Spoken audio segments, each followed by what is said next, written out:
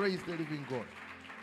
Wakati mwingine ni vizuri tukisimama kusema maneno ya namna hii. Bwana Yesu asifiwe. Maana unajua tunahubiri sana alafu we don't take time kurudi nyuma kuangalia lakini Mungu amefanya nini katikati yetu. Hallelujah. Nothing builds people like testimonies. Bwana Yesu asifiwe. Hallelujah. Again, nisitiza wale watu waliopokea kwenye wakati wa kongamano, it's very important tumshuhudie Bwana kwa matendo makuu aliyoyafanya. Of course namshukuru mama pia kwa yale ambayo ameyafanya. That is part of testimony. Kujifunza ni part of your testimony. Kama umepokea kitu cha kugeuza maisha yako, neno ambalo unataka kutembea nalo, hilo neno ni mbegu. Na mbegu huwa inazaa. Kwa hiyo mimi ninamwamini Bwana kwa ajili ya shuhuda. Ninajua hiyo mbegu itazaa. Bwana Yesu asifiwe. Kuna siku utakuja kuniambia nilishika lile neno kwenye kongamano, nikatembea nalo, and see what the Lord has done. Praise the living God. Bwana Yesu asifiwe. And because of that, I want to teach somo, ndaendelea nalo kuanzia, nimeanza Ijumaa lakini kwa sababu ya watu ambao hawakuepo kanisani, I'll be touching some things. Kuna kichwa cha somo kinasema what you need to know about the fall of man. Mambo unayohitaji kuyafahamu kuhusu anguko la mwanadamu. Labda nikitumia hiyo lugha ya anguko la mwanadamu inaanza kukupeleka mbali sana, lakini nataka kusema kuhusu vitu unavyohitaji kuvijua vinavyowasababisha watu wanapoteza ushuhuda wao, wanapoteza baraka yoyote ambayo Mungu amewapa, wanapoteza dalili yoyote ya utendaji na uwepo wa Mungu kwenye maisha yao. Bwana Yesu asifiwe. In other words, I have titled this sermon, Things Ignored by Men that Causes Them to Fall. Mambo yanayopuuziwa na watu ambayo wanayachukulia poa, ambayo yanawasababisha wanaanguka. Hello? Bwana Yesu asifiwe. Bwana asifiwe. Naomba tusome maandiko kutoka kitabu cha Mwanzo sura ya 3 mstari wa 1 mpaka wa 3, yatatu guide. Alafu tutasoma pia Petro wa kwanza sura ya 5 mstari wa 8 na Yohana 8:44. Bwana Yesu asifiwe. So that I anchor myself. Amen. I want to welcome those who are online. Mungu awabariki sana watu wote ambao wako online. I insist, come to church. Praise the living God. Praise the living God. Genesis 3. Umeipata? Naomba tusome ziko mwanzo hapo juu ubao ni chap chap. Kama kanisa 1 2 3 let's go. Kuliko wanyama wote. Akamwambia mwanamke, eti hivi ndivyo alivyosema Mungu, msile matunda ya miti yote ya bustani. Nenda mstari wa 2.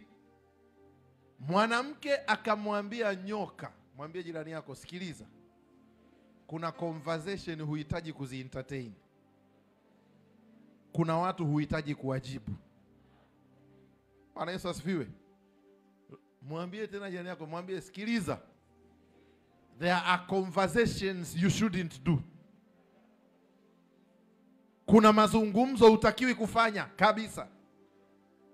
Biblia inasema auzuiaye ulimi wake ameiponya nafsi yake. She had no business responding to serpents.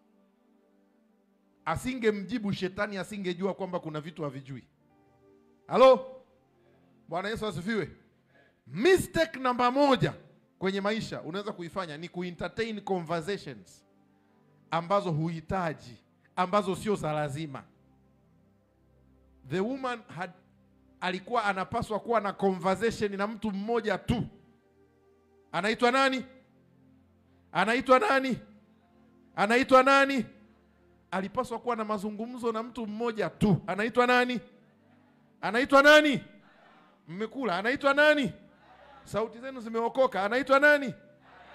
Barikiwe na Yesu. Umepanda tu kwenye kidaradara namna hii, umesikia watu wanaongelea Kagere, sio anamuongelea Pakome, basi umo. Mwambie mchungaji alikuwa hivyo.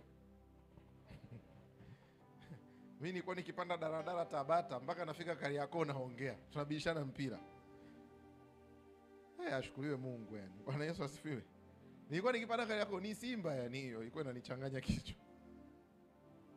Sio leo tangu zamani mnyama ana mpinzani. Simba ilikuwa inanichanganya. Yaani nikipanda kwenye daladala tu wasiongelee Simba. Bwana Yesu asifiwe. Haleluya. Mwanamke kamwambia nyoka. Nani amemtuma kujibu? Hello.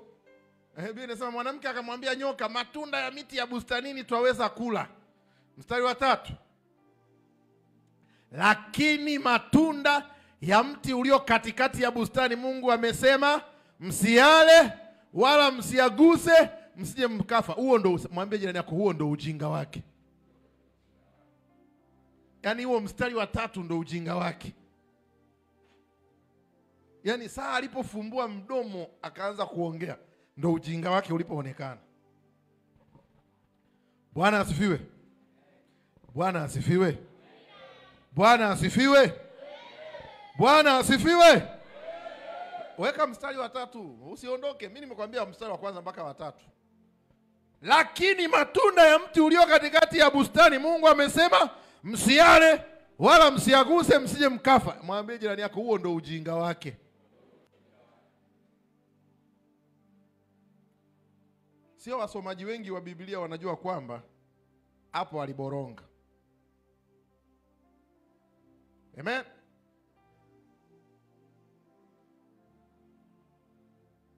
I want to show you something. Kuna kitu nataka nikufundishe leo. Ukinielewa umetoboa.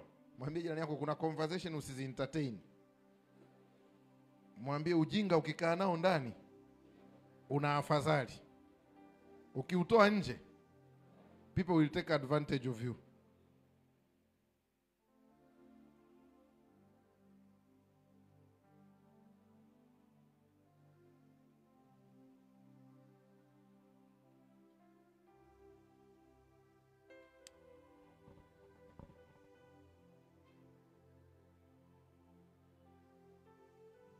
Soma mstari wa 9 wa kitabu cha Mwanzo sura ya 2. Nataka nikuoneshe ujinga wake. Compare hiyo verse 3. Compare verse 3 na Mwanzo 2:9. Umesoma kichwa andiko kwenye Mwanzo sura ya 3 mstari wa 3 Si umeshika Si umeshika? Weka 3:3 tusome kwanza.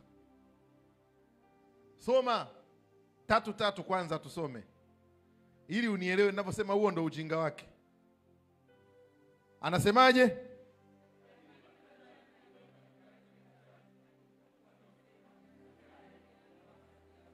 Naomba upigie mstari maneno mti ulio katikati ya bustani. Wasomaji wa Biblia wapo ndani? Naomba upigie mstari maneno aliyosema mti ulio katikati ya bustani. Pigia mstari hayo maneno kwenye Biblia yako, siliba sana. Twende 2 mstari wa 9. Kwa sauti zilizookoka naomba tusome. 1, 2, 3, let's go. Simama juu. Dada tu peke yake ndo asimame, na dada humu yuko mmoja. Asisimame. Dada humu yuko mmoja.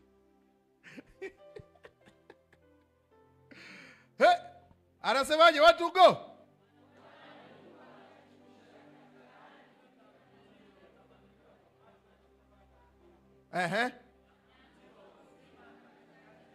Rudia tena. Na mti wa uzima katikati ya bustani. Rudia tena. Na mti wa uzima katikati ya bustani. Rudia tena.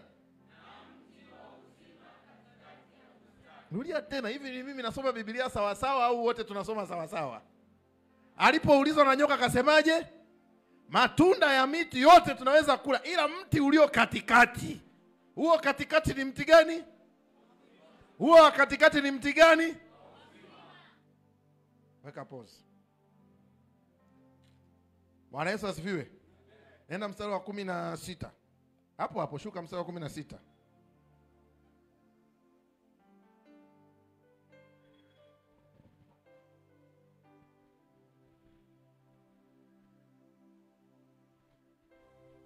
Eh, 1, 2, 3, let's go.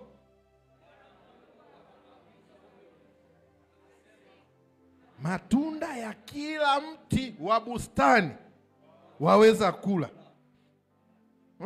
Pole pole. Kila mti ulioko kwenye bustani unaweza kula. Kila mti. Nenda next 17. Haya tusome vizuri.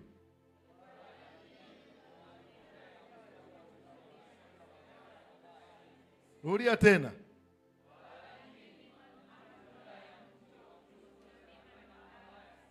Rudia tena.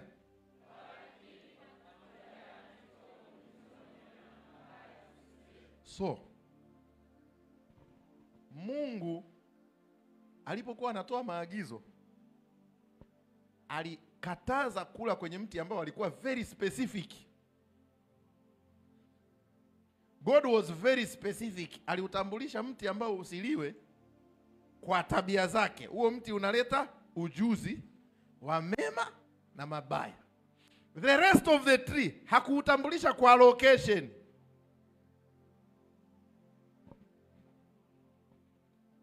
Hakusema mti ulio katikati ya bustani, kwa sababu katikati ya bustani kwa kuna mti gani? Mti wa uzima. Na agizo lilikuwa kula kwenye miti yote, including mti wa uzima, kula umo. Ila kuna mti mmoja wa ujuzi wa mema na mabaya. Don't you dare. Kwenye mstari wa 3 mwanamke wakati ana entertain ma conversation yake na nyoka akasemaje? Akasemaje? Mti ulio katikati ya bustani usile. Mungu kasema hivyo. Mungu kasema hivyo. Kwenye kiti chako. Ukielewa hiyo principle tu hapo umetoboa. Mungu hajawahi kumkataza mtu kula katika mti wa uzima, ila alimkataza kula kwenye mti wa ujuzi wa mema. Hakuwahi kumwambia usile matunda ya mti ulio katikati ya bustani. Hakuwahi. Alimwambia usile matunda ya mti wa ujuzi wa mema na mabaya. Ukielewa tu hiyo imetosha. But shetani angejuaje haya mambo kama mwanamke alikuwa hajui? Shetani angejuaje? Nyoka angejuaje? Wizo jani yako, nyoka angejuaje?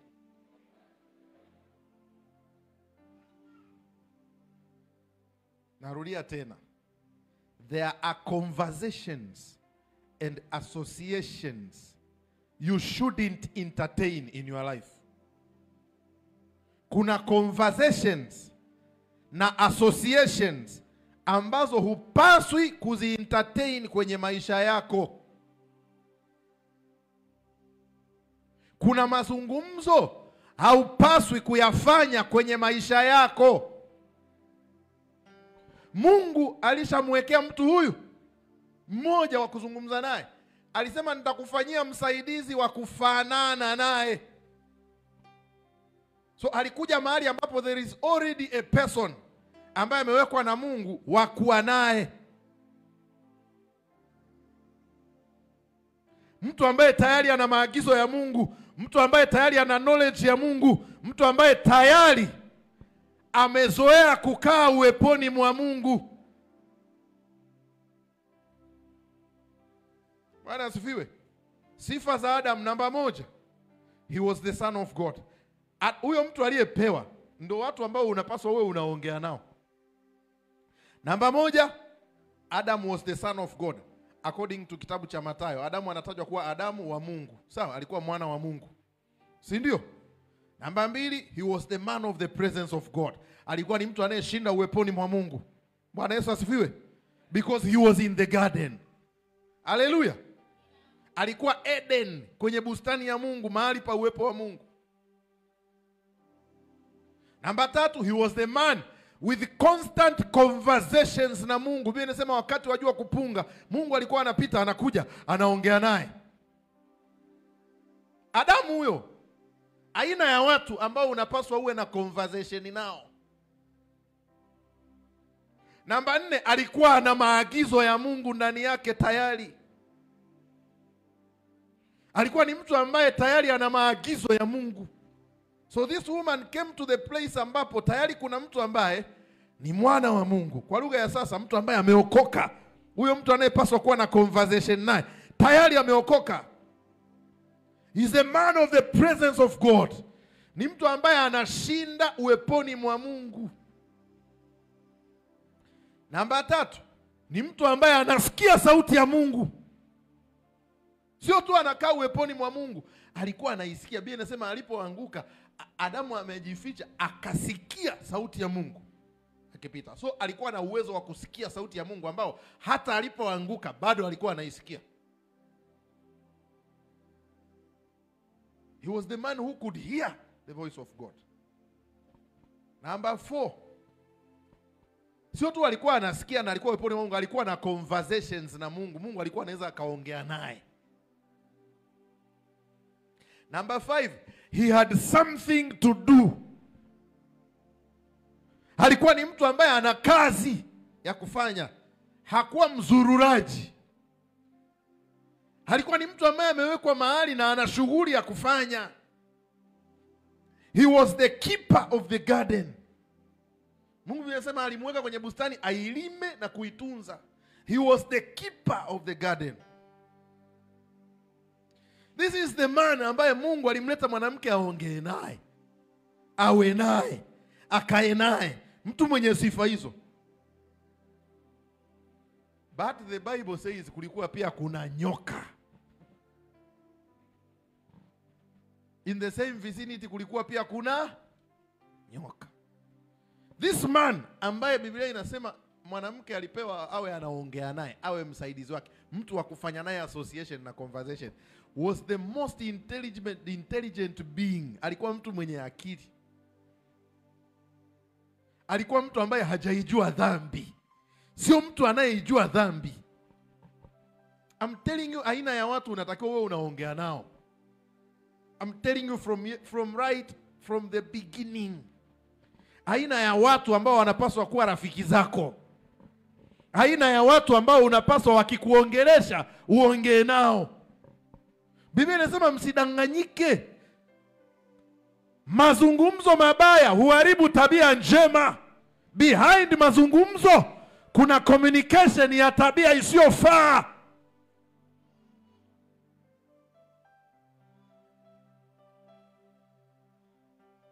Maandiko kwenye Mithali yanasema mtu mwovu asiye haki humpotosha mwenzie kwa maneno yake, bali wenye haki watapona kwa maarifa.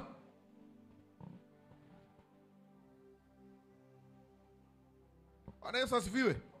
We must talk practical things. Aina ya watu ambao unapaswa uwakip wa kuzungumza nao. Nimesema sifa ya kwanza, Adamu alikuwa mtu aina gani? He was the son of God. Adamu alikuwa mwana wa Mungu. Haleluya. Kwa lugha ya sasa, waliompokea Kristo ndo wanaitwa wana wa Mungu.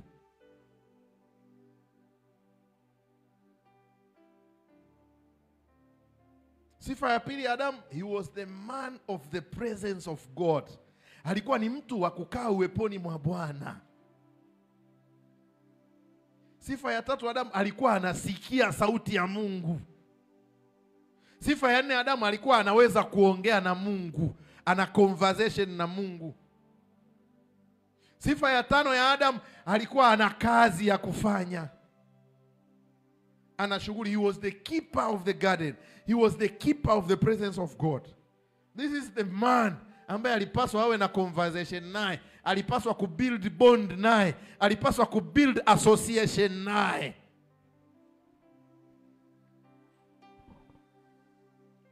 Adamu was a man aliyekuwa na neno la Mungu ndani yake, maana tayari alishapewa maagizo ya Mungu.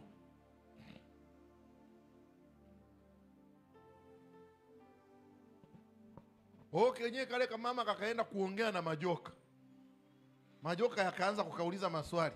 Wakati akajakaa kujifunza vizuri kwa jamaa, kakaulizwa maswali, kakaanza kuentertain conversation. Kalivyo rudi na huyu naye asijue kama katayari kamesha haribikiwa, akaendelea kuentertain conversation naye, wote wawili wakaenda kwenye shimo.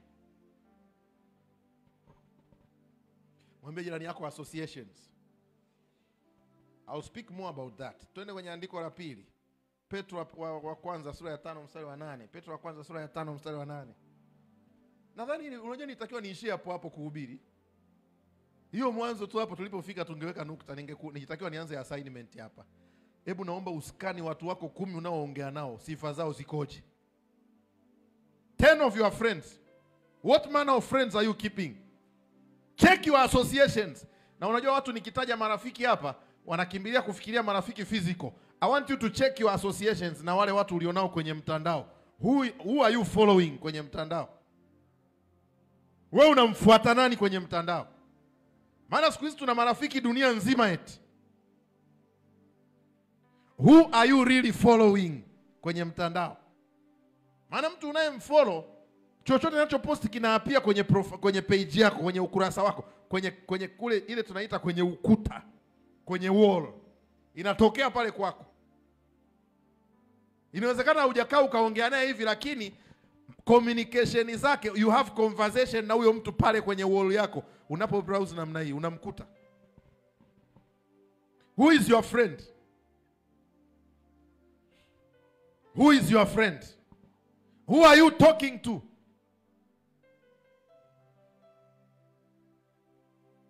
Bwana asifiwe. Hallelujah. Who are you talking to? Yaani nataka tukae hapo, tuishie hapo tu. Mwambie jirani yako, there are conversations you shouldn't do. There are associations you stay away from. Kuna mambo tumeambiwa hapa tuyaweke mbali. Tuyaweke mbali. Una rafiki mtukanaji, umeokoka. Una rafiki mwongo, umeokoka. Una rafiki mwenye hasira, umeokoka. Una rafiki mrafi, umeokoka. Una rafiki mzinzi, umeokoka.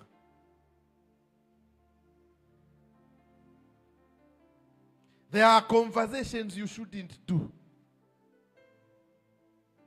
There are associations you should never have.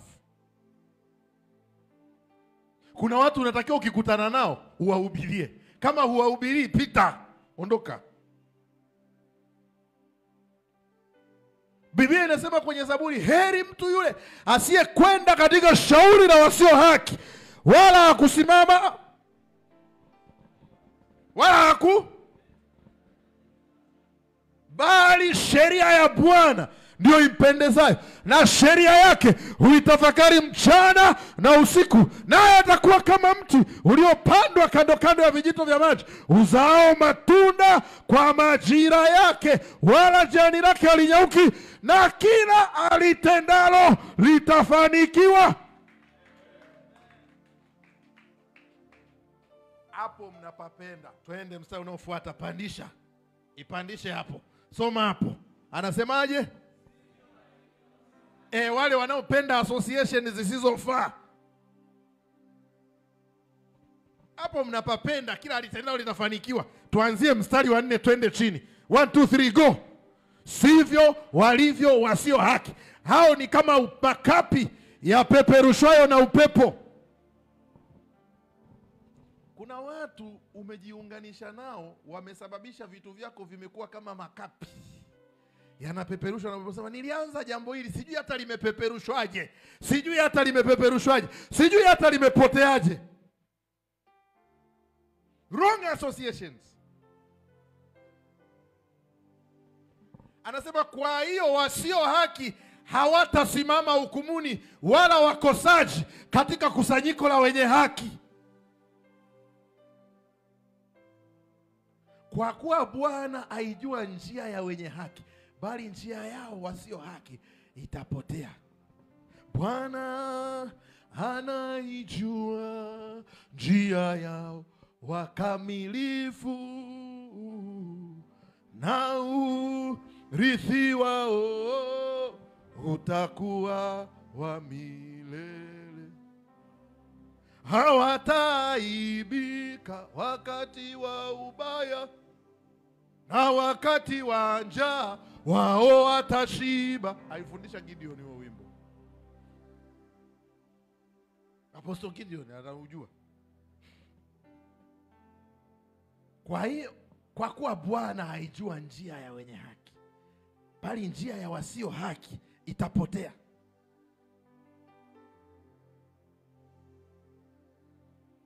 Moja ya njia anayotumia shetani kuwanyang'anya watu vitu, kuwapotosha watu wa Mungu ni wrong associations, wrong conversations. Si nimekuambia na kufundisha vitu ambavyo watu wanavichukulia poa, lakini ndio vinavyosababisha shida kwenye maisha ya watu wa Mungu. Kwa nini watu waliookoka wengi hawana dalili yoyote ya matokeo ya kuonesha kwamba kuna Mungu kwenye maisha yao? Wamebaki na dini, haionyeshi chochote kwenye maisha yao. Where you should be testifying to people. Paulo anasema japokuwa yeye ni miaka imeenda, mmebaki ni watoto wadogo, mnahitaji maziwa. Kwa nini watu wanaonekana bado tu wanahitaji maziwa? Watu walipaswa wawe wainjilisti, wawe wachungaji, wawe na makanisa. Lakini wapo tu kanisani wamekaa, ndio baba, ndio baba, ndio baba, ndio baba. They are not growing.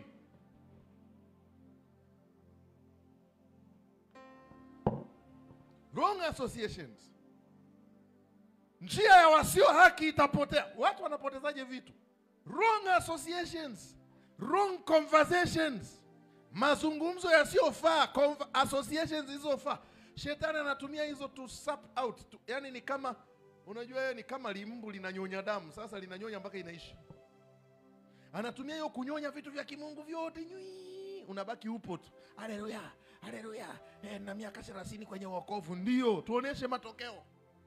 Zaidi ya sauti iliyokauka,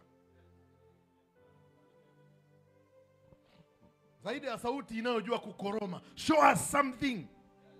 Show us something that you have started for God. Show the people.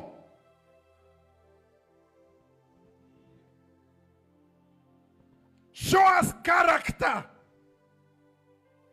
Miaka 30, tunda la Roho Mtakatifu liko wapi? Mbona bado una hasira zile zile? Mbona bado una wivu ule ule?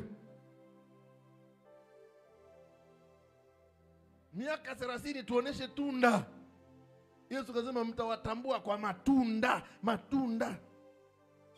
Tuoneshe tunda. Upendo uko wapi? Fadhili iko wapi? Mbona huna kiasi?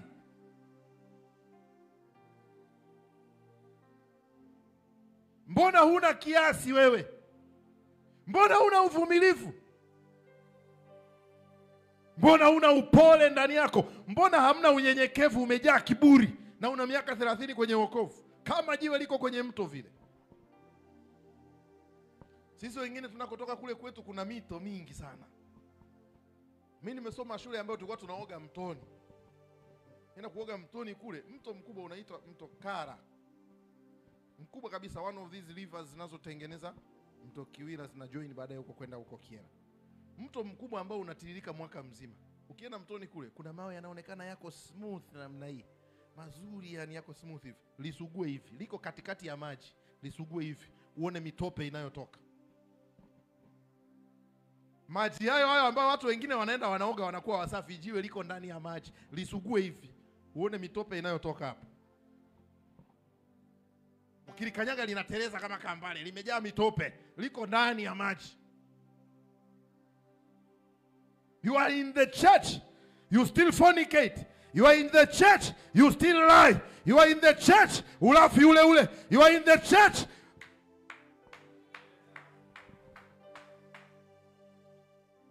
Conversations na majoka.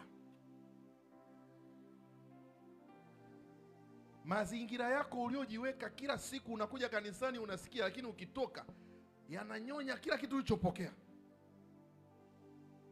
The devil comes to check. Umejifunza nini? Hiyo Zaburi inaishia wapi? Soma. Ndio mwisho hapo. Hamna mstari unaendelea. Ndio mwisho hapo. Unajua uzuri wa Mungu ndio huwa anakuambia tunapendaga tu pale mstari wa kwanza mpaka wa 3, lakini tusomagi wa 4 mpaka wa 6. Halo? Bwana anaijua njia ya wenye haki, bali njia ya wasio haki itapotea. It's very simple. Kwa nini watu wa Mungu wengi wako kanisani, lakini kila siku hawana nguvu? Kila siku ni goi. Kila siku niombee mimi. Kila siku mimi kweli nimepokea kabisa, yani nitabadilika. Mama, uliofanya hapa ni mazuri. Si umesikia wamesema watabadilika?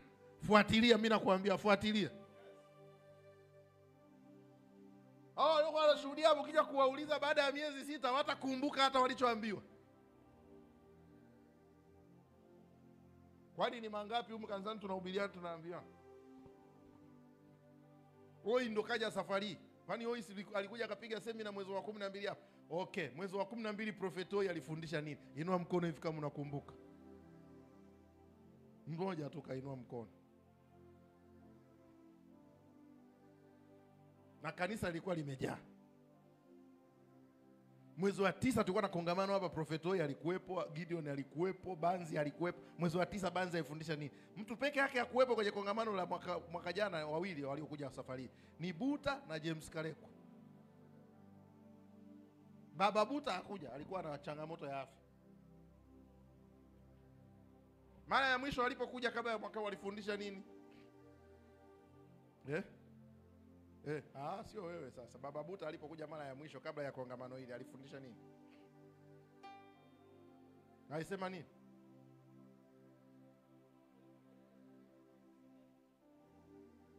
Church discipline. Kingine?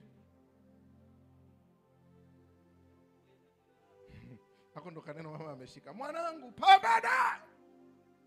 Jifunze kuuweza mwili wako.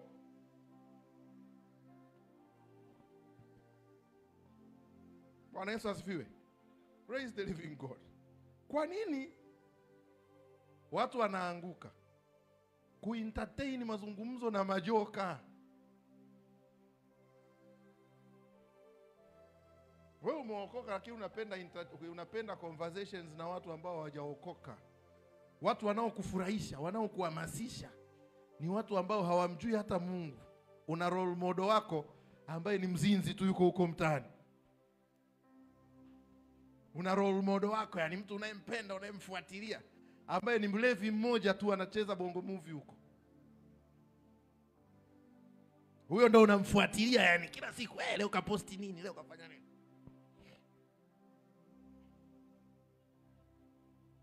Huyu nampenda mcheza mpira. Huyu unampenda kwa sababu anacheza mpira. Halo? Bwana Yesu asifiwe. Tunatembea pamoja watu wa Mungu. Yesu akubariki sana kama unanielewa.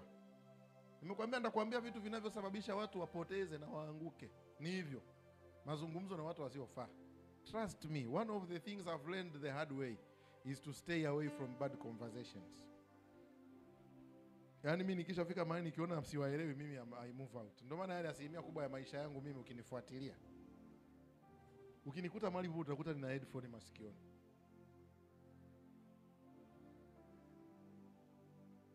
Nikisha kaa mahali nikiona sipaeleweki utanikuta nina headphone masikioni. Yaani kama ndasikiliza nijisikilizishe mimi mwenyewe kitu kibaya. Lakini sio kusikia. Na hamna watu nawachukia mimi kama watu wenye matusi. Haisemi mtu akitukana. Haisemi nachukia watu wenye matusi. Yaani dalili moja ya moral corruptness, ya mtu kuishiwa kabisa maadili ndani yake, ni matusi. Ukiona mtu anatukana matusi makubwa, yaani ujue ndani humo kuna giza totoro. Biblia inasema kinywa cha mtu hunena yale ya ujazayo moyo. Ukiona mtu anatukana matusi kila baada ya neno moja anaongea matusi, ujue ndani yake, yaani ni giza totoro. Ni ibilisi mtupu kajaa.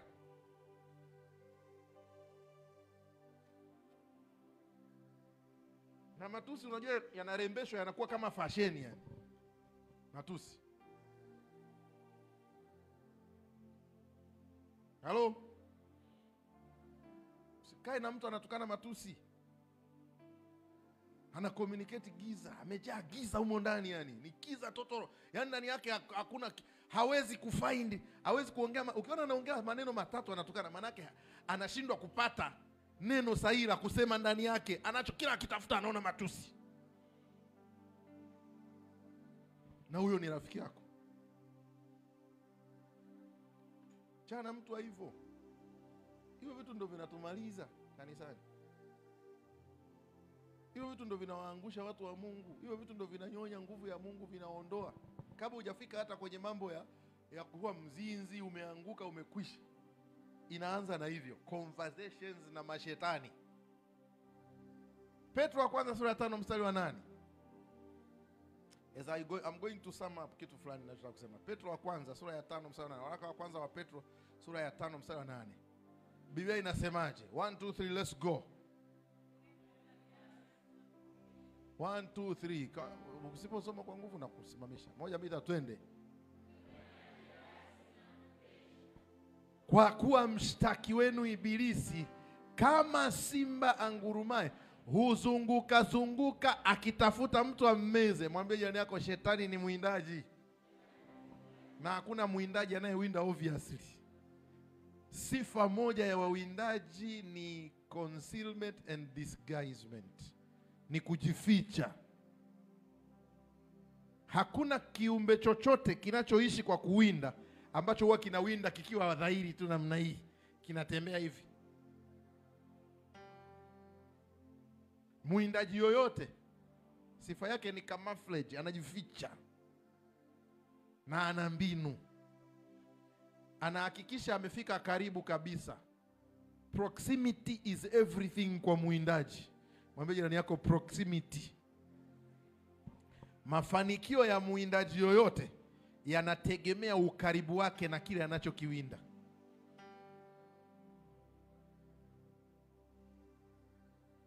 Can I say that again?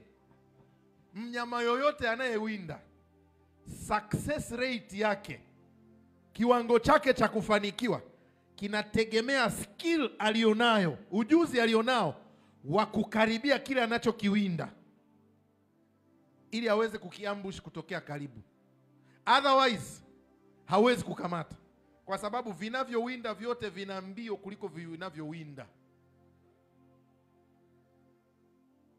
Nenda kaangalie porini, wanyama wote wanaowindwa wana mbio kuliko wanyama wote wanaowinda.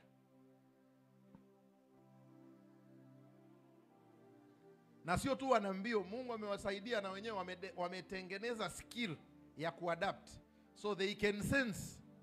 Sema they can sense kile kinachowawinda kwa kutumia harufu. Wamejifundisha kuweka, wanaweka hivi.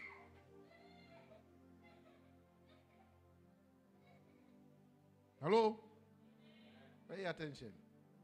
Wamejifundisha, viswala vyote masikio yako hivi vinafanya hivi. Wanasikia the smallest of the details.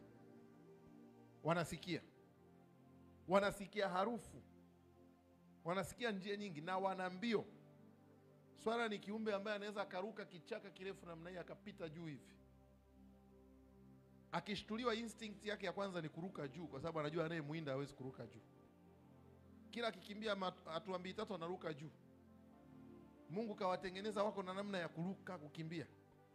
Pundamilia akichomoka mbio hivi, hata simba awe na mbio kiasi gani hawezi kumkamata. Kwa mbinu yake simba ni nini? Lazima ajifunze kumaster skill ya kudraw to a very close distance. Proximity is everything. Ukaribu ni kila kitu. Ukaribu ni kila kitu. Kwa anatumia ujuzi wake wote kuhakikisha anasogea mpaka afike kwenye kiwango fulani cha impact. Alafu akichomoka hapo, hata yule mnyama achomoke na spidi zake vipi, atoboi. Proximity is everything. Biblia inasema mshtaki wenu Ibilisi ni kama simba angurumaye akizunguka zunguka na kutafuta mtu atakayemmeza. Sema kama simba. Manake behavior yake ni behavior ya muindaji. Na muindaji yoyote proximity, mwambie jirani yako ukaribu. Mwambie jirani yako ukaribu. Mwambie watu gani wako karibu na wewe? Nani umemweka karibu na wewe? Ni watu wa aina gani umewaweka karibu na wewe kwenye maisha yako? Watu walio karibu na wewe. Yule ni mtu wangu wa karibu yule. Yule ni wa karibu. Ni nani huyo? Who is that person ambaye umemweka karibu na wewe?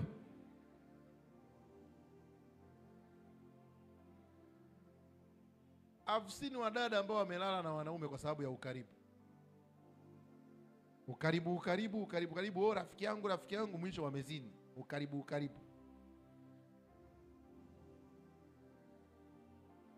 Sema ukaribu. Mwambie kaa mbali. Vipi? Kaa mbali. Don't encroach my space. Kaa mbali. Bwana Yesu asifiwe. Sema ukaribu. Kama kuna mtu unatakiwa kuwa naye karibu ni Yesu. Kama kuna mtu unatakiwa kuwa naye karibu ni Roho Mtakatifu. Wanadamu wote ongea nao, lakini achana mambo ya ukaribu. Halo? Achana nao. Oh, huyu ni babangu wa kiroho, mimi bwana tuongee, lakini usimame pale mimi hapa. Bwana Yesu asifiwe. Watu wamelala na mababa za kiroho, ukaribu. Mimi niko karibu sana na baba, sawa. Karibu mpaka chumbani. Halo? Yohana 8:44 mstari wa 3. John 8:44. I want to draw point ya kwanza kwenye conclusion. Tutaendelea kuongea.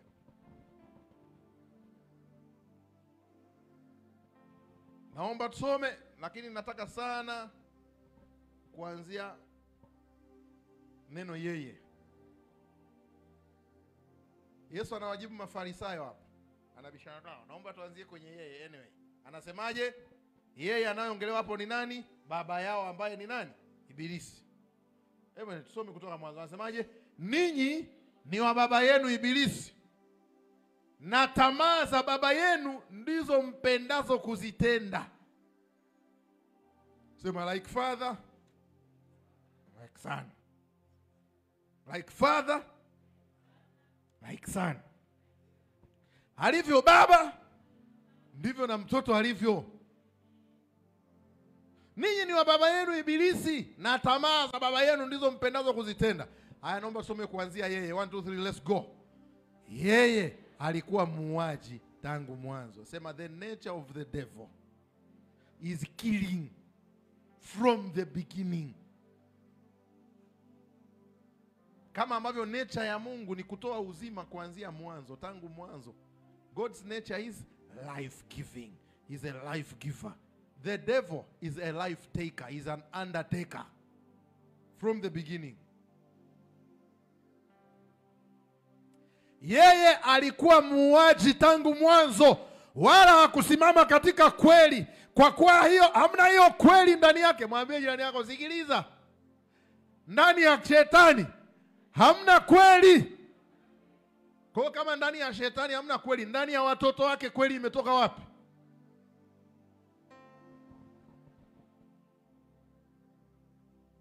Yesu anasema nyinyi ni wa Ibilisi, na tamaa za baba yenu Ibilisi ndio mnazopenda kuzifanya. Okay, kama ndani ya shetani hamna kweli, ndani ya huyo rafiki yako mzinzi, ndani ya huyo rafiki yako mlafi, ndani ya huyo rafiki yako msengenaji, kweli imetoka wapi?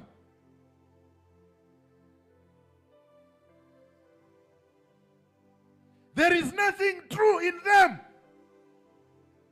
Hakuna kitu cha kweli ndani yake.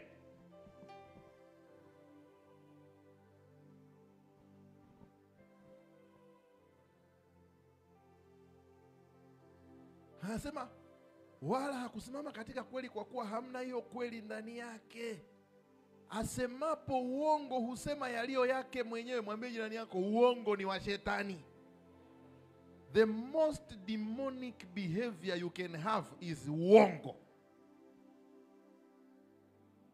It's the very nature. Kama Yesu alivyosema, mimi ndimi njia, kweli na uzima. Shetani naye maana yake mimi sio njia, uongo na mauti.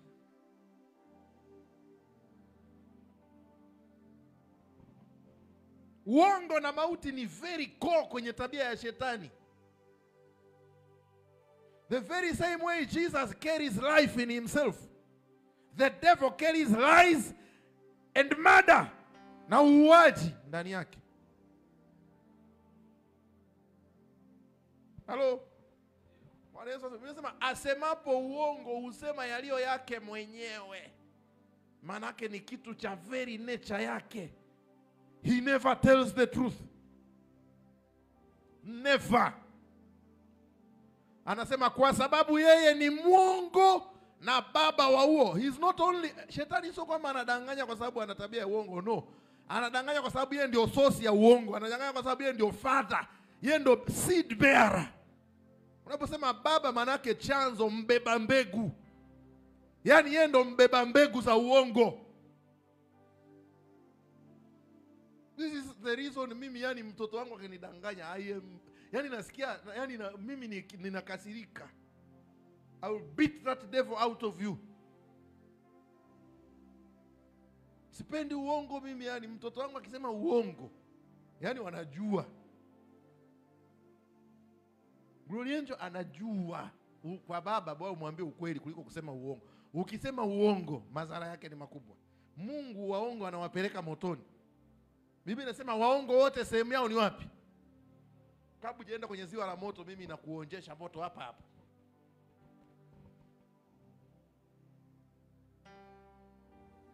Halo? Maana mimi fimbo zangu zaziwezi kuwa kali kuliko ziwa la moto. Kwa hiyo lazima nikikuonjesha ziwe zinakaribia zinaanza kuonesha dalili za ziwa la moto. Ili ujue kwamba kule ni kubaya zaidi urudi. Why would you lie? Kwa nini useme uongo kama unaweza kusema ukweli? Bwana Yesu asifiwe. Asemapo uongo, shetani is the author.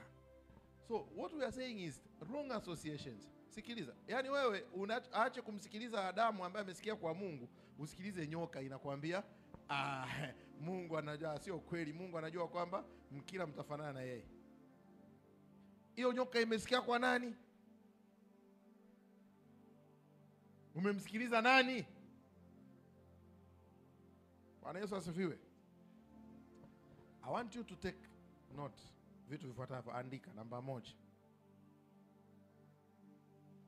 Dhambi haiwezi kutokea wala anguko haliwezi kumtokea mtu isipokuwa kuna ushawishi wa kipepo. Namba 1. Dhambi haiwezi kutokea wala anguko haliwezi kumtokea mtu isipokuwa ameshawishiwa na mapepo. Sio uongo watu wanapokamata wazee wanasema kwa kweli ni shetani tu. Kweli ni shetani aliwashawishi. Na demonic seduction inaanza na wrong associations. Mazungumzo mabaya, kucheka na watu, kuongea na watu wasiofaa, tabia mbaya, entertain wrong conversations. Where you are supposed to have people wacha Mungu, wana wa Mungu, watu waliokaa uweponi mwa Mungu, watu wenye neno la Mungu, watu watii kwa Mungu ambao wakuzungumza nao, una entertain conversations na watu wasiofaa. Makazini huko, shuleni, wapi, una marafiki kwenye simu, una chat na watu ambao hawafai kitabia.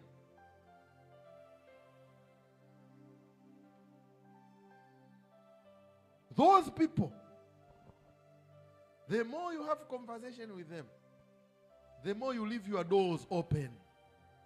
Ndio unavyoacha mlango wako wazi. Siku shetani akija, because you have too much trust in these people, off you go. Na ninapozungumza habari ya association, I'm not only dealing na watu, I'm dealing na kitu chochote ambacho umekipa nafasi kubwa kwenye maisha yako, kinaweza kutumika kama mlango. Kitu chochote ulichokipa nafasi kubwa kwenye maisha yako kama kitu chako pendwa, kinaweza kutumika kama mlango wa shetani kukuumiza, kukusababishia shida. Ndio maana Biblia inasema vitu vyote ni vizuri, lakini si vyote vifaavyo. Vitu vyote ni vizuri, lakini si vyote vijengavyo. Inategemea kusudi ambalo Mungu amekuitia. Inategemea wakati na majira na jambo gani linaendelea kwenye maisha yako wakati huo, ili hicho kitu kiwe kizuri. Biblia inasema kwenye kitabu cha Mhubiri, Mungu ameyafanya mambo yote, vitu vyote kuwa vizuri kwa wakati. Bwana Yesu asifiwe. Mungu amekifanya kila kitu kuwa kizuri kwa wakati. Manake uzuri unategemea pia uko kwenye majira na wakati gani kwenye maisha yako. What is good today may not be good tomorrow. What is good today may be the door for the devil to attack you tomorrow. Be sensible. You are not supposed kushikamana na vitu, kuwa na mapenzi na vitu namna hiyo ukavishikilia that much. Simu hiyo hiyo ambayo umetumia kusikilizia mahubiri leo, kesho inakuwa ndio simu ya kukupitishia pornography. Be vigilant. Bwana Yesu asifiwe. Never have too much affinity. Mimi kuna vitu, mimi am a very sensitive person. Kuna wakati fulani nilikuwa nafanyaga kazi TANESCO. Nilikuwa kila nikitoka kazini, nilikuwa napenda sana kupitia pale Sinza pale Afrika sana. Kwa jamaa alikuwa na jiko anachoma kuku pale. I buy chicken naenda nayo nyumbani, nikale na watoto. Na watoto wangu walikuwa wanapenda sana kuku pale. Lakini ikafika wakati kila nikitoka kazini, nikisimama pale kununua kuku, nasikia moyo unauma kama unataka kupasuka. Hajitia moyo, twende bana. Nikifika nyumbani watoto wangu kina Glory na Joshua kwa dogo, "Daddy, umeleta chicken palapala?" Naambia haya, wanakula kuku watoto. Siku ya pili ninasikia moyo unapasuka, unauma nikipitia pale. Nikasema sirudi tena kupitia. Nikaacha. Kwa sababu moja ya njia ambazo Mungu anaongea na wewe kuhusu mambo ya maisha yako ni kukuwekea hiyo burden ndani ya moyo, mzigo ndani ya moyo wako. Unataka kufanya jambo, unasikia moyo unauma. Unataka kufanya jambo, unasikia kuugua nafsini. Mbona kitu unachofanya ni kizuri tu, mimi sasa Mungu ningekaa hapa hii kuku si ningekula mimi mwenyewe hapa, lakini huoni kabisa baba na unajishawishi. Nanunua kabisa napeleka nyumbani na kula na watoto. Mungu anasema acha. And come to think of it, that place kulikuwa kumejaa uzinzi, makahaba, kujiuza. Ukipita usiku saa 4 kuanzia, siku hizi pamebadilika kidogo. Miaka ile ukipita pale saa 4 tu usiku, kuna klabu ilikuwa pale iliungua moto. Ukipita saa 4 usiku, yani kwamba wewe Nathani, wewe umeokoka, hamna sehemu uwezo kanunua kuku ya kula na watoto mpaka upite hapa penye madanguro wanapojiuza watu. Kwenye madhabahu ya shetani ndio ukachukua wewe chakula uje kula na watoto. Maana ile nayo ni madhabahu kamili. Unashiriki machakula yaliyotolewa kwa miungu, kwa masanamu. Hello? What am I saying? Be sensitive. Najiunganisha kwenye unalala usiku na shangu unaota mandoto ya ajabu ajabu, uelewe. Machakula umekula umeyatoa wapi? Umetoa wapi? Menda kubeba vyakula kwenye madhabahu za shetani huko. Hello? Bwana asifiwe. So there cannot be a fall kwenye maisha ya mtu unless there is some sort of demonic influence. And demonic influence, shetani siku zote is a master of proximity. Angalia vitu vilivyo karibu na wewe kwenye maisha yako. Watch hivyo vitu vilivyo karibu na wewe kwenye maisha yako, unavyovipenda, ulivyovizoea. Kitanda ambacho unalalaga kupumzika siku zote ndio kinaweza kuwa mlango wako wa kumruhusu shetani akushambulie. Mtu aliyeokoka hapaswi kufungamana na kitu chochote. Biblia inasema vitu vyote ni vizuri lakini si vyote vifaavyo. Ndio siku nyingine unatakiwa tu uamke ukakae tu huko. Sasa mimi naamua kukaa leo na kesho. Simple. Sitalala saa hizi. Hello? So there cannot be fall unless there is a certain level of demonic influence. Number 2, there cannot be no demonic influence unless a person choose wrong associations. Shetani ambaye umemweka mbali hawezi kukushawishi. Wrong associations. Na associations nimekuambia sio na watu tu. Watch vitu ambavyo unavipenda kwenye maisha yako. Vinaweza kuwa malango. Unajua kwa nini nakwambia hivi vitu ni muhimu sana uviangalie? Kwa sababu wakati mwingine hata Mungu akitaka kuongea na wewe kupitia ndoto nini, anatumia common symbols ambazo umezizoea kwenye maisha yako. Ndio maana you have to pay attention hivyo vitu ulivyovizoea. Kwa kama Mungu anaweza kutumia vitu hivyo kucommunicate na wewe kupitia ndoto, ujue hata ibilisi akitaka kupitisha kitu anaweza kukushawishi kwa kutumia hivyo vitu. Hakuna ndoto inayomjiaga mtu ambayo inakuja completely with. Ndoto zote zinatumia common symbols. Vitu ulivyovizoea vinazunguka maisha yako. Kwa nini? Kwa sababu every time Mungu anapokuletea ndoto, nia yake ni uelewe. Kama anakuletea ikufumbe, sasa ya kazi gani? Lengo la Mungu kuletea ndoto ni anataka uelewe ili uchukue hatua. Hello? Bwana Yesu asifiwe. Number 3. It is a fact of life. Ni kweli kwenye maisha ya wanadamu kwamba tuna adui, na huyo adui anatafuta watu wa Mungu. Na huyo adui pia anaitwa mshitaki wetu. There is an enemy. Baba huyu ametufundisha kwamba kwenye maisha every kitu cha Mungu kinapoinuka, every time kitu cha Mungu kinapoinuka, there is a parallel spirit. Adui yupo. Mwambie jirani yako, shetani ni dhahiri. Yupo.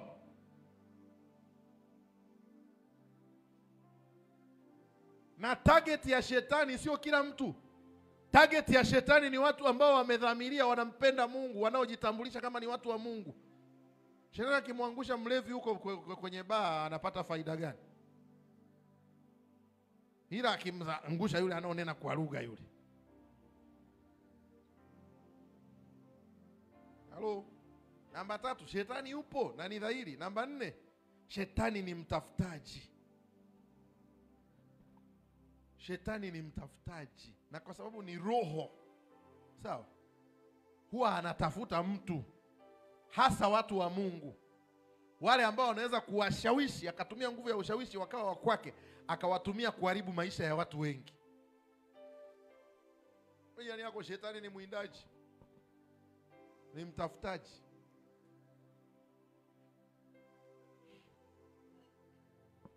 Namba ngapi hiyo ilikuwa? Namba 5. The nature of the devil is deception and murder. Shetani asili yake, he is a murderer, ni muuaji na mwongo, a deceiver. He is a deceiver. Kwa lugha nyingine, he is the one who sponsors all deception. Udanganyifu wowote ni kwa hisani ya Ibilisi. Mtu yeyote akikwambia uongo ni kwa hisani ya Ibilisi. Anambia yani hii ni kwa hisani ya Ibilisi, mwovu shetani.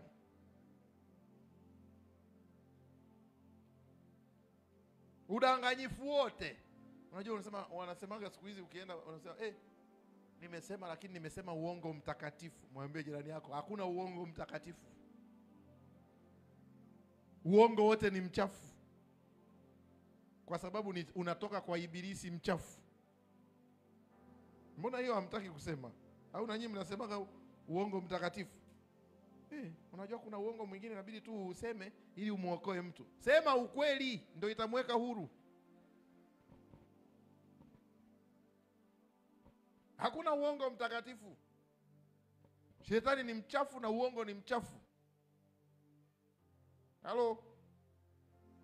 Yesu anasema asemapo uongo husema yaliyo ya kwake mwenyewe. So he is the sponsor, ndiye mfadhili na mhisani mkuu wa waongo wote. Ndiye anayewafanya waongo wastawi, watu wa ujanja. Yaani ndio tapeli mkuu anayesponsor matapeli wote huku duniani.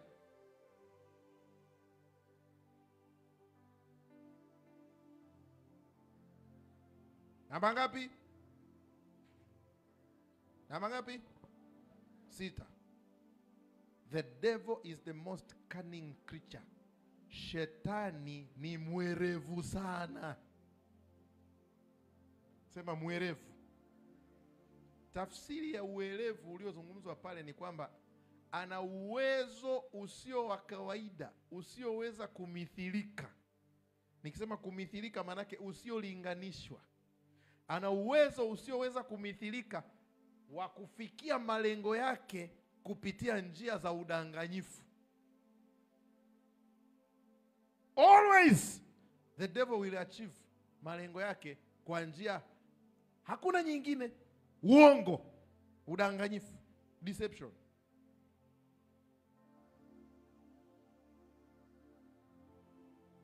Na Biblia inasema mwisho, nyakati za mwisho shetani atawadanganya watu wengi. Yamkini hata waliookoka. Si ndio Biblia inavyosema? Atawadanganya wengi. Sema atawadanganya wengi. Wewe unafikiri Biblia inasema atadanganya wachache? Biblia inasema atawadanganya wengi. Ndio maana unaambiwa be vigilant. Uwe mwangalifu.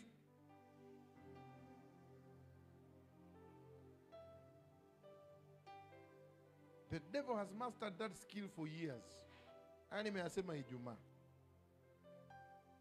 Kama shetani anaweza kudanganya malaika wako mbinguni, takuwa wewe ambaye unashiba ugali. Bwana asifiwe. watakuwa wanadamu wanaopenda ugali wa muogo na dagaa.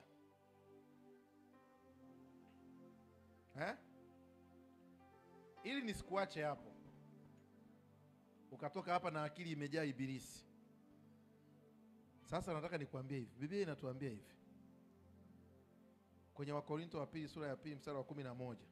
Shetani asije akatushinda kwa sababu hatukosi kuzijua hila zake. Sema hatukosi. Sema hatukosi. Sema hatukosi. Kuna mahali kwenye Zaburi Biblia inasema mtu ni nini Mungu wangu? Umemfanya mdogo punde kuliko malaika. Afa anasema umemvika taji ya utukufu na hekima, umemweka juu ya vitu vyako vyote. Praise the living God. There is a way mwanadamu huyu anayeonekana ni dhaifu na shetani anaweza kumdanganya, ambapo akivikwa kitu kinaitwa taji ya utukufu na Mungu. Biblia inasema Mungu amekuwa amemweka juu ya vitu vyake vyote. Na hiyo taji ya utukufu mwanadamu amevikwa na Mungu kupitia Roho Mtakatifu. When we have the Spirit of God dwelling in us, we have the upper hand over the devil. Hakuna mwanadamu anaweza kumuovercome shetani isipokuwa kwa msaada wa Roho Mtakatifu. It takes discernment. Inahitajika nguvu au karama ya kupambanua, kufanya kazi ndani ya mtu, so that you are able to detect and know the schemes and plans of the devil. This is why it is necessary for you kufanya makusudi kabisa, kujenga ushirika na Roho Mtakatifu, kwa mtu unayetunza uwepo wa Bwana, kwa mtu unayesoma neno la Bwana, kwa mtu unayejifunza kuisikia sauti ya Roho Mtakatifu. Anasifiwe. Praise the living God. It is more important kuliko kitu chochote. Na huo ndio ujumbe wangu wa leo. Nobody defeats the devil except by the help of the Holy Spirit. Biblia inasema Yesu alipelekwa msalabani kwa roho. Biblia inasema kwa roho wa milele alijitoa kuwa dhabihu, kwa roho. It was the Spirit of God. Bila Roho Mtakatifu, mimi nakuambia Yesu mwenyewe asingetoboa.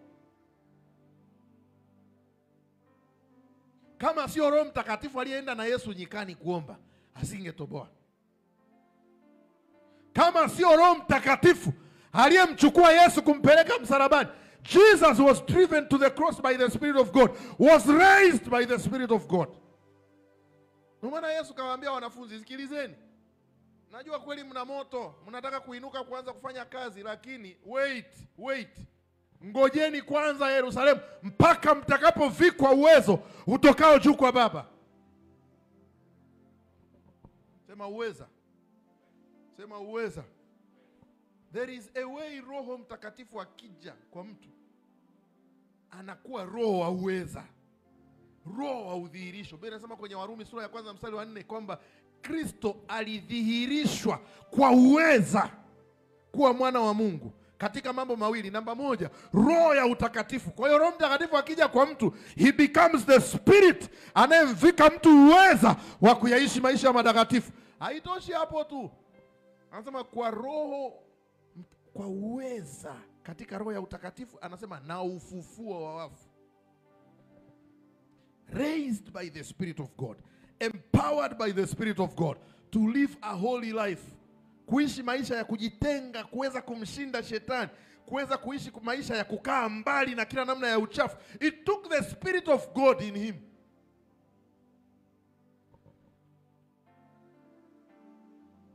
Mkono wako sema, I need you Holy Spirit. Praise the living God. Let it be your prayer. I need you. Oh, I need you. Every hour I need you. Oh, bless me now, my Savior.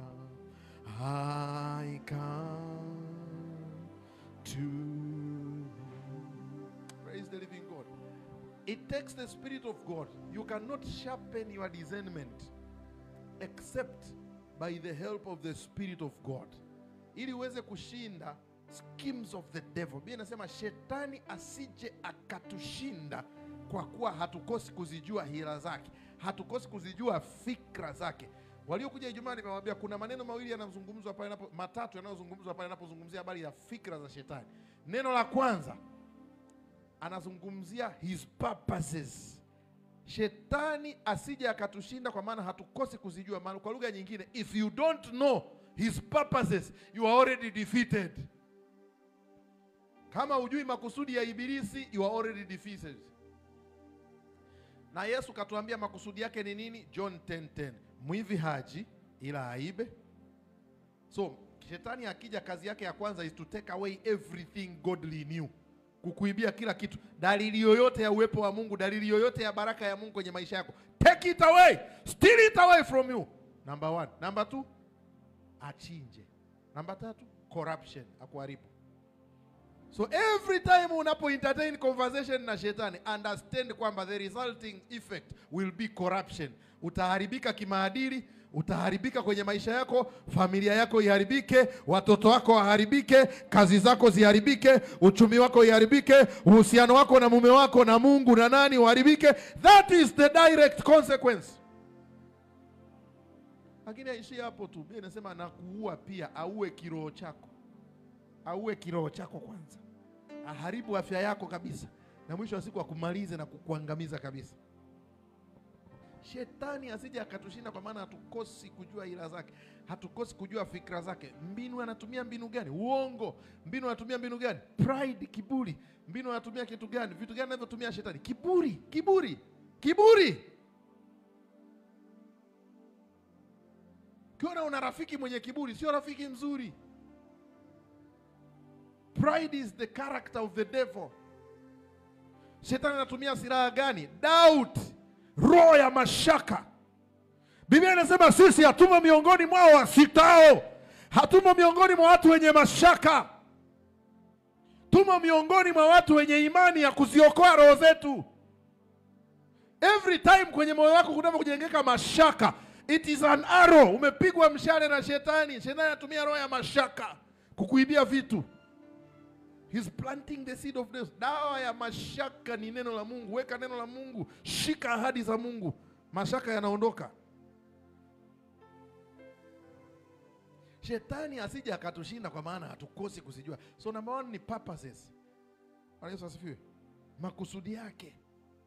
Bwana Yesu asifiwe. Makusudi yake.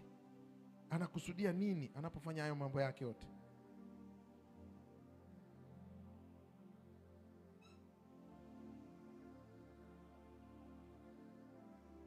Namba 2 ni perception. Tafsiri ya fikra za shetani pia ni perception, kwa maana ya mtazamo wake. Shetani anaonaje mambo? The devil thinks he's bigger than God. That is how he thinks. Kwa hiyo saa zote unapojiinua wewe ukaanza kujifanya huhitaji tena Mungu kwenye maisha yako, know that you are playing kwenye hands of the devil. Ukiona unafanya kitu chochote kinachokurudisha nyuma kwenye ibada, hutaki ibada, it is a sign kwamba you are playing kwenye hands of the devil. Anything that takes away you from God, hicho ni kitu cha Ibilisi, my friend. Ukiona una hali fulani ya kujiona huhitaji Mungu, hutaki maombi, hutaki neno la Mungu, tabia ya shetani ni kujiona yeye ni mkubwa kuliko Mungu. Kujiweka kwenye nafasi ya Mungu kwamba I don't need God, he's too small. How does it manifest? Kiu ya ibada inaondoka ndani yako. Kiu ya ushirika na Mungu inaondoka ndani yako. Kutamani neno la Mungu, kujifunza, kusikia Mungu anasemaje kunaondoka ndani yako. Ujue manake you are saying I am all sufficient one. Na the all sufficient one is God himself. Manake you are saying I've made myself bigger kuliko Mungu. Hello? Cha tatu kwenye anaposema fikra za shetani, manake ni anasema his intelligence. Kwa lugha nyingine, his intellectual disposition, hali yake ya kiakili na fikra, shetani anavyofikiria. Biblia inasema hatushindi kwa sababu hayo tunayajua. Ukiona mtu yote ambaye ameokoka ameshindwa, ujue maana yake ameyachukulia poa. Anajua ila amechukulia poa. Na nimekwambia na kufundisha vitu ambavyo watu wanachukulia poa, ambavyo vinawasababisha waanguke. Praise the Lord. Sasa basi, as I close this message kwa leo,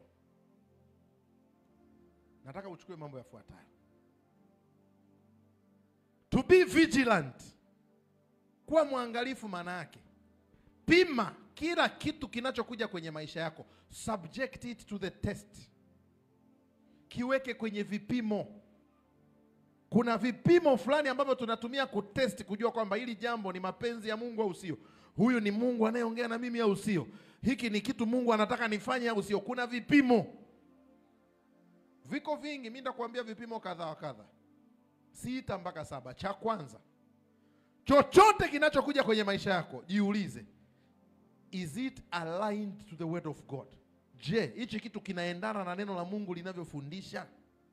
Sasa hicho kipimo kinategemea kiwango cha neno la Mungu kilichomo ndani yako. Na Biblia inasema kwenye Wakolosai 3:15, neno la Mungu likae kwa wingi ndani yenu.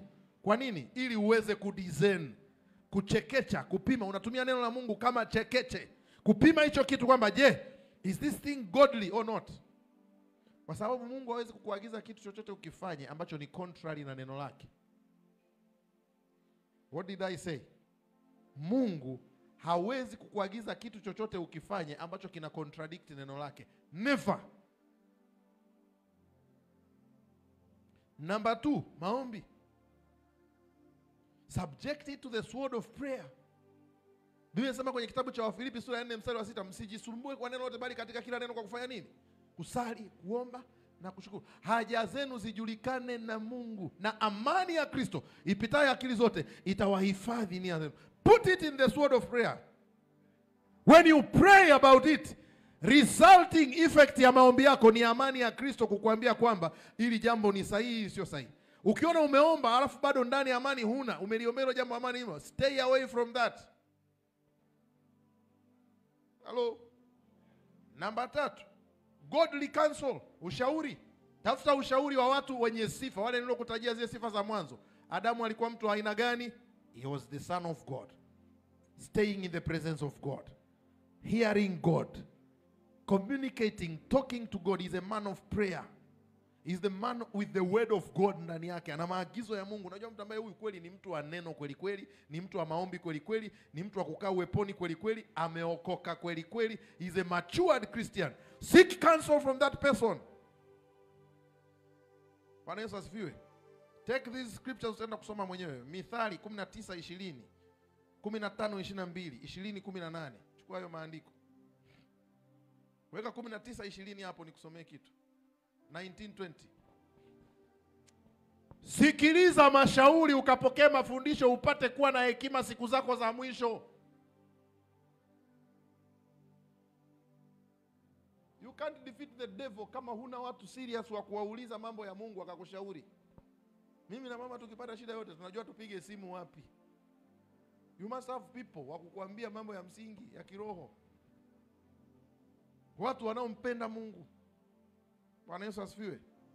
Haleluya.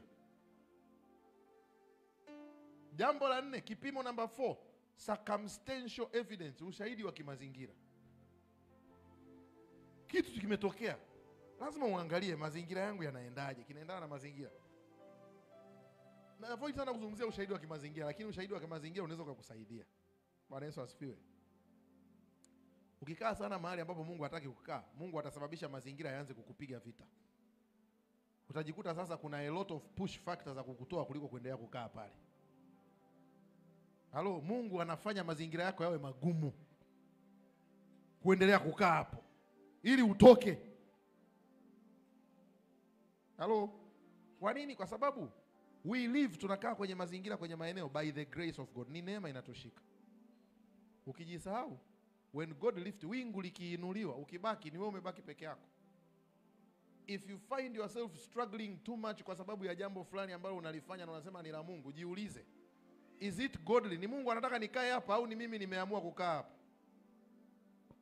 Hello. Namba 5, amani ya Kristo, nimeshaisema. Wakolosai 3:15, amani ya Kristo iamue ndani yenu. Namba 6, provision from God. Mungu akikutuma kitu chochote, kama anataka kufanya kitu chochote, he will always provide.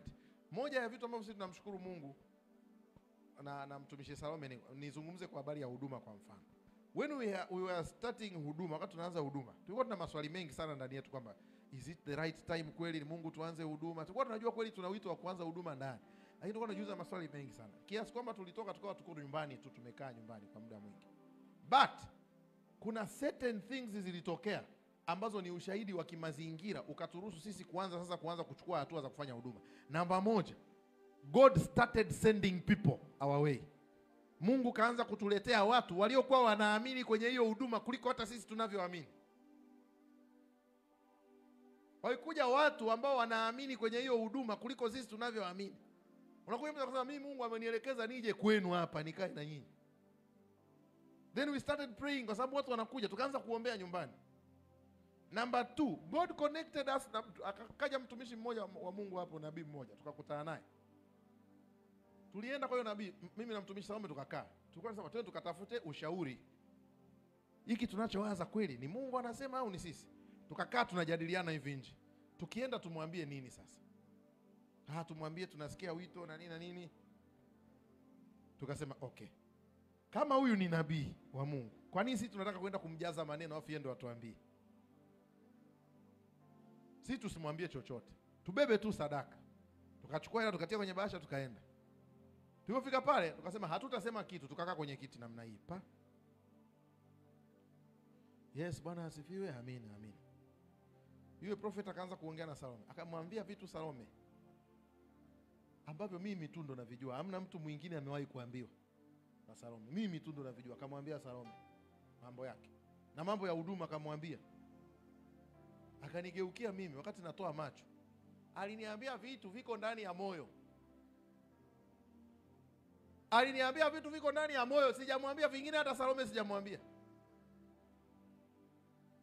Mungu anasema hivi, Mungu anasema hivi, Mungu anasema hivi. Nimeandika notes ziko nyumbani kwenye diary yangu, nimeandika mpaka kesho.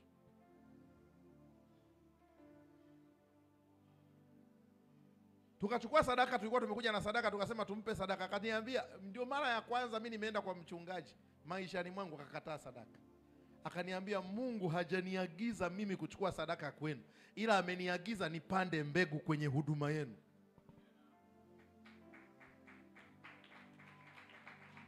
Akachukua hela akatia kwenye basha akatupa, tukaenda kununua kile kidude kile pale. Kile tulinunua hela ya mchungaji kile pale ya prophet. Ndio tuanze tukae chini tuanze huduma. Haikuishia hapo, tukaanza kupiga fellowship, tukawa tunasali kule tunasali. The time tunafikiria kutransition sasa kuanza kwenye full time services za Jumapili na nini na nini. For some reasons Buta appeared. We never knew Buta. Msukuma hatumjui. Mzee Buta akaibuka tu. Sema mazingira. Kuna namna ambavyo Mungu akitaka, kama ni kitu amekutuma anataka ukifanya, he will also provide. He will provide direction, he will provide guidance, he will provide resources, he will provide the people. Ataleta kila kitu. So provision sio hela tu. Provision includes also the people, the right people wa kuanza nao kufanya hiyo kazi. The right connections. God will provide the right connection at the right time. Mungu atafungua mlango sahihi. It's one of the signs unatumia kupima vitu kwamba hii ni Mungu au sio Mungu. Bwana Yesu asifiwe. Praise the living God. La mwisho ni prophetic confirmations. Kama ambavyo nimewaambia hilo la nabii, sisi alikuja mtu akatuambia mambo ya huduma. Kwa hiyo nataka usikilize kwa makini. Kwa sababu haya mambo ya nabii na yenyewe ni shida. We are not led by prophets. Bwana Yesu asifiwe. Biblia inasema wanaoongozwa na Roho wa Mungu hao ndio wana wa Mungu. So we are not led by prophets. Si ndio? Lakini whatever the prophecy will speak will confirm what God has already spoken to you in your heart. Nimekwambia mimi yule mtumishi wa Mungu Prophet Esen aliongea vitu viko ndani ya moyo wangu ambavyo sijamwambia mtu. So he was simply confirming vitu ambavyo Mungu ameshaniambia ndani ya moyo wangu. That's the reason mimi nifika mahali pa kuamini kitu hicho sema, kwa sababu maneno aliyoniambia sijamwambia mtu mwingine, hata Salome sijamwambia. So prophecy comes to confirm what the Spirit of God has already spoken to you. So we are led by the Spirit. Biblia inasema wanaoongozwa na Roho wa Mungu hao ndio wana wa Mungu. Nimekuambia vitu vingapi? Almost 7 vya kukusaidia kupima chochote unachokifanya. La kwanza, neno la Mungu. La pili, wise counsel. La tatu, amani ya Kristo. Ya 4, pray about it mpaka usikie amani. La 5, circumstances. La 6, provision. La 7, prophecies. Vipimo vitakusaidia kupima mambo ambayo Mungu anasema kwenye maisha yako. I have scriptures for those nitakutumia kwenye group. Simama kwa miguu yako.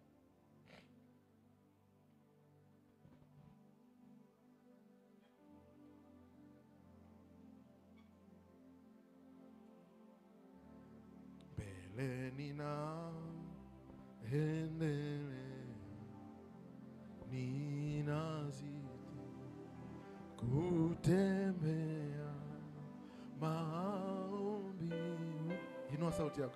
Yasikie Bwana, nipa Bwana, ninue kwa imani, nisimame, nipande milima yote. Bwana, nipa Bwana, ninue kwa imani, nisimame, nipande milima yote. Bwana, Bwana, nipa Yesu, Bwana, ninue kwa imani, nisimame, nipande milima yote. Bwana,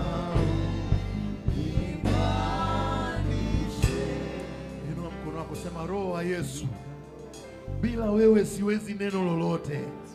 Bila wewe siwezi neno lolote. Nahitaji msaada wako Bwana. Ninakutaka wewe na maarifa yako. Ninakutaka wewe na nguvu zako.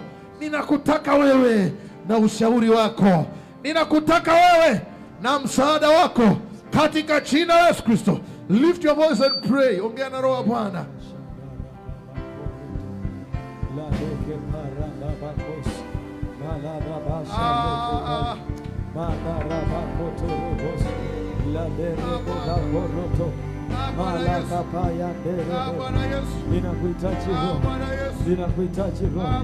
Ninakuhitaji Roho. Karabasi madaraba shadaraba maladabako korobosi madarabako korobosia madarabako. Kwa jina la Yesu Kristo, I need you Holy Spirit, I need you Holy Spirit, I need you Spirit of God. Karabasika madarabaka karabasiki.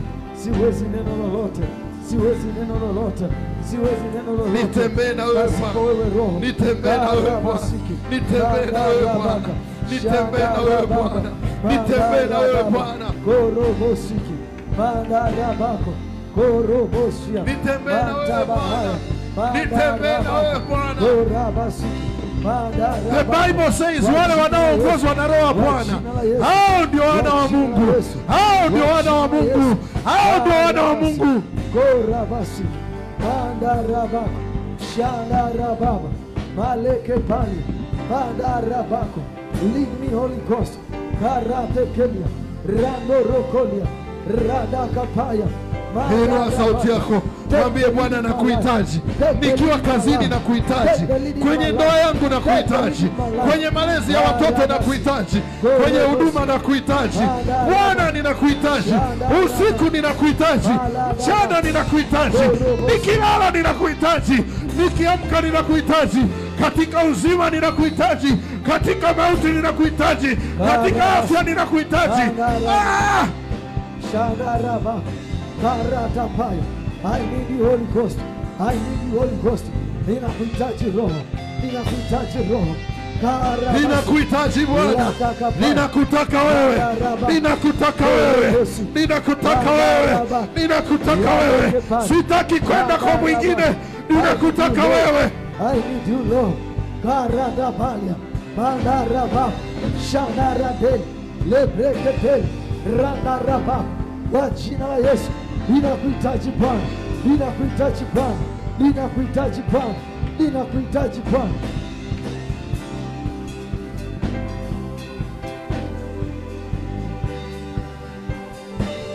kwa jina la Yesu. Karata pa mandaraba radeke pa. I want you. I need you. Katika jina la Yesu.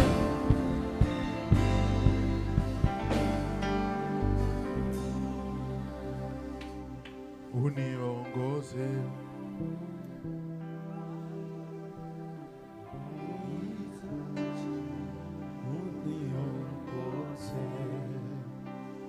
Yesu kiongozi mwema, moyo wangu nakuhitaji, niongoze nivuke salama. Mungu wangu uniongoze, uniongoze, bado nakuhitaji, uniongoze. Yesu kiongozi mwema, moyo wangu nakuhitaji, niongoze nifike sana. Mungu wangu wewe ulisema naposhindwa nikuite, nami leo nisikie. Ulisema naposhindwa nikuite, nami leo ninakiri siwezi, nisikie. Usiende mbali nami, usiniache peke yangu, Mungu wangu.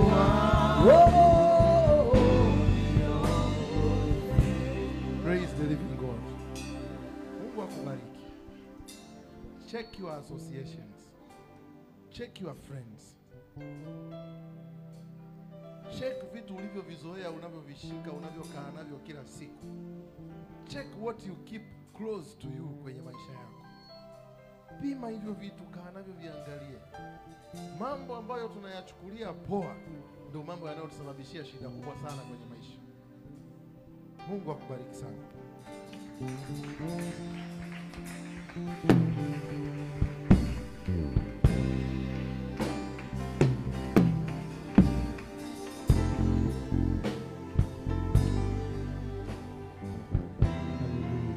Ongeza tena makofi kwa Bwana. Anastahili makofi, anastahili. He's worthy, he's worthy, he's worthy, he's worthy, he is worthy, he is worthy.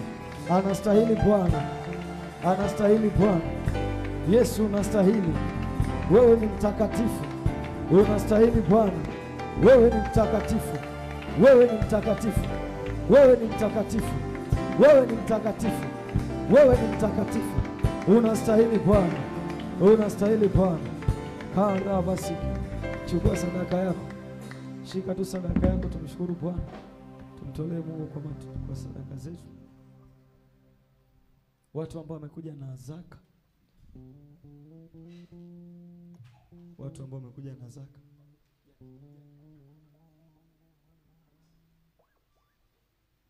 kimbia mbele kama umekuja na zaka.